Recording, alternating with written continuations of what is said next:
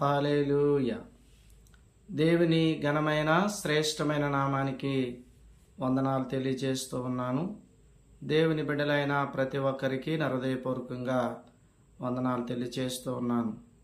ప్రభునందు ప్రియమైన దేవుని బిడ్డలారా, ఈ యొక్క సమయంలో దేవుని పరిశుద్ధ వాక్యము నుండి మత్తయి సువార్త 6వ అధ్యాయము 22వ వచనాన్ని మనం చదువుకుందాం.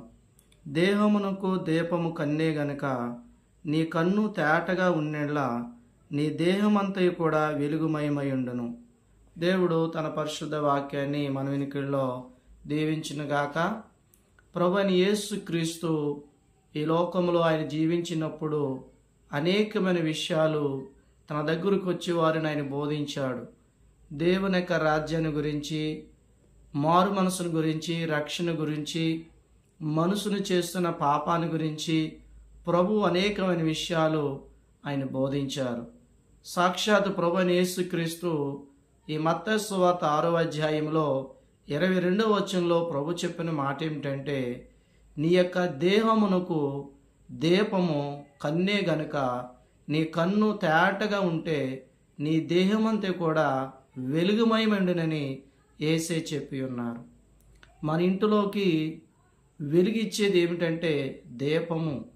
ఇంటిలో వెలిగివ్వడానికి ఆ దీపాన్ని మనం ఎక్కడ పెడతామంటే దీపస్తంభం మీద పెడుతూ ఉంటాం.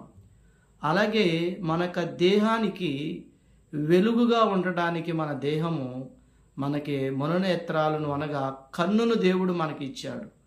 మన కళ్ళులు తేటగా చూస్తే మన దేహం అంతా కూడా ఎలాగుంటుందంటే వెలుగుమయమై ఉంటుందని యేసే చెప్పి ఉన్నారు.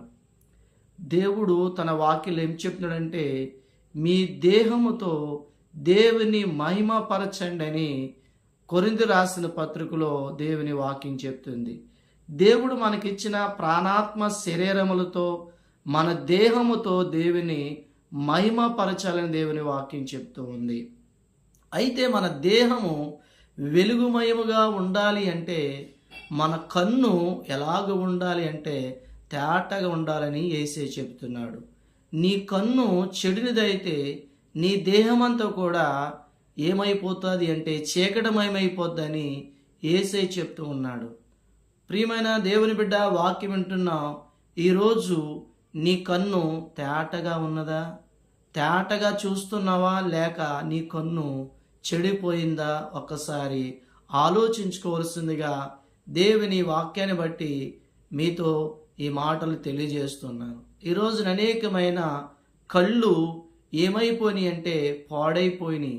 ఒక భక్తుడు పాడుకుంటాడు, నిన్ను చూసే కన్నులు నాకిమ్మయ్యా, నిన్ను చేరే పాదములు నాకిమ్మయ్యా, నిన్ను పిలిచే పెదాలు నాకిమ్మని భక్తుడు పాడుతున్నాడు. ఈ రోజున నీ కన్నులతో దేవుని వాక్యము చదవగలుగుతున్నావా? నీ కన్నులతో దేవుని చూడగలుగుతున్నావా? ఈ రోజున చాలామంది దేవుని నమ్మిన వారుగా ఉన్నారు, పాటలు పాడుచు ఉన్నారు, ప్రార్థిస్తున్నారు, కానీ చూడకుండా వాటిని పదే పదే చూస్తూ చెడు చూపులతో చాలామంది జీవించేవారు లోకములో ఎంతోమంది ఉన్నారు. లోతు భార్యతో దేవునితో చెప్పారు, వెనక్కి తిరిగి చూడవద్దు అని చెప్పారు. కానీ లోతు భార్య వెనక్కి తిరిగి చూసి ఉప్పు స్తంభం అయిపోయింది. ఈ రోజున చాలామంది దేవుని వెంబడిస్తున్నామని చెప్పి మన లోకం వైపు, పాపం వైపు చూసేవారు ఉన్నారు. ఈ రోజున నీ చూపు ఎలాగుంది? నీ కన్ను తేటగా ఉన్నదా లేకపోతే నీ కన్ను చెడిపోయిందా? ఒక్కసారి ఆలోచించుకోవాల్సిందిగా దేవుడు తన పరిశుద్ధ వాక్యములో మనకి తెలియజేస్తూ ఉన్నాడు. ఈ రోజున నీ యొక్క ఆత్మీయ స్థితి ఎలా ఉందో సహోదరి ఒకసారి ఆలోచన చేసుకో. దావీదు కూడా మేడ మీద సాయంకాల సమయమున దేవునికి స్తుతి నైవేద్యము చేయవలసిన సమయంలో మేడ మీద అటు ఇటు తిరుగుతూ మరి తన సైనికుడుగా ఉన్న ఉరియా భార్యని బెత్షెబాను చూసి మోహించి ఆమెను తీసుకుని వచ్చి ఆమెతో పాపం చేశాడు. తద్వారా దావీదు చేసిన పాపాన్ని బట్టి ఎంతో శిక్షను, శాపను అనుభవించాడు దావీదు. ఈ రోజున నీ కన్నుతో ఏమి చూస్తున్నావు? చెడు తలంపులతో, చెడు ఆలోచనతో, చెడ్డ చూపులతో నీవు జీవిస్తున్నావా? ఒక్కసారి ఆలోచించుకో. యేసయ్య చెప్పి ఉన్నాడు, ఒక వ్యక్తి ఒక స్త్రీని వ్యామోహముతో చూస్తే ఆమెతో పాపం చేసుడని చెప్పి ఉన్నాడు. ఈ రోజున నీ చూపులు ఎలాగున్నాయి? ఎటువంటి చూపులు కలిగి నువ్వు జీవిస్తున్నావు? ఒకసారి ఆలోచించండి. ఈ రోజున వయసుతో సంబంధం లేదండి. పెద్దవారు చిన్నవారు యవనస్తులను తెడలేదు, కానీ ప్రతి ఒక్క ముననేత్రాలు ఏమవుతున్నాయంటే గుడ్డుదనముతోటి చూడకుండా వాటి చూస్తూ దేవునికి ఆయాసకరంగా జీవిస్తూ ఉన్నారు. దేవునికి దూరంగా బ్రతుకుతున్నారు. నా ప్రియ దేవుని బిడ్డ, పరిశుద్ధాత్మ దేవుడు మనతో మాట్లాడుచున్నాడు. నీ కన్నుతో దేవుని చూడగలుగుతున్నావా? వాక్యాన్ని చూడగలుగుతున్నావా? నీ దేహమంతా కూడా వెలుగుమయంగా ఉందా, లేక నీ దేహమంతా కూడా చీకటితో నింపబడిపోయిందా? ఏ స్థితిలో నీ ఉన్నావు ఒకసారి ఆలోచించుకో. దేవుని బిడ్డ, నీ కన్ను చెడిపోతే నీ దేహమంతా కూడా ఎలాగుంటుందంటే చీకటిగా ఉంటుంది. అదే నీ కన్ను తేటగా ఉంటే నీ దేహమంతా కూడా వెలుగుమయంగా ఉంటుందని దేవుడు తన పరిశుద్ధ వాక్యంలో మనకి తెలియజేస్తూ ఉన్నాడు. కన్నును గురించి దేవుడు తన పరిశుద్ధ వాక్యములో అనేక విషయాలు మనతో మాట్లాడుతూ ఉన్నారు. కనుక ఈ రోజున నీ కన్ను ఏ విధంగా ఉందో ఒకసారి ఆలోచన చేసుకో.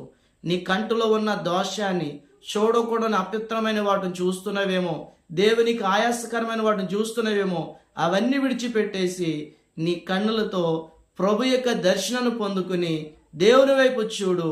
అట్టి కృప దేవుడు మీ అందరికీ అనుగ్రహించి నడిపించినట్లుగా ప్రార్థన చేసుకుందాం. మహాపరిశుద్ధుడా, ప్రేమ కలిగిన తండ్రి, ఈరోజు ప్రభా నీవు ఇచ్చిన వాక్యాన్ని బట్టి వందనాలు.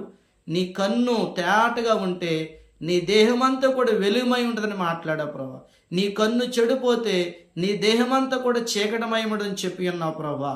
దేవా, నిన్ను చూసే కన్నులు మాకు దయచేయండి అయ్యా. మా కన్నులతో పాపపు చూపులు, చెడు చూపులు చూడడం కాకుండా నిన్ను చూసే కన్నులు, నేత్రాలు మాకు దయచేయండి. ఎన్న వాకి నీరు కట్టి ఫలింపచేయమని, మీ కృపతో దయతో నింపి బలపరచమని యేసు పరిశుద్ధ నామములో మిక్కిలి అడుగుచున్నాను తండ్రి, ఆమేన్. పరమతండ్రి దేవుని ప్రేమ, కుమారుని క్రీస్తు కృప, పరిశుద్ధాత్మల సహవాసం ఈ వాక్యమైన బిడ్డలందరికీ ఆయన కృపతోడే నడిపించి నిన్ను చూసే దర్శనం అనుగ్రహించును గాక. ఆమేన్. ఆమేన్. Praise lord. దేవునికి స్తోత్రం.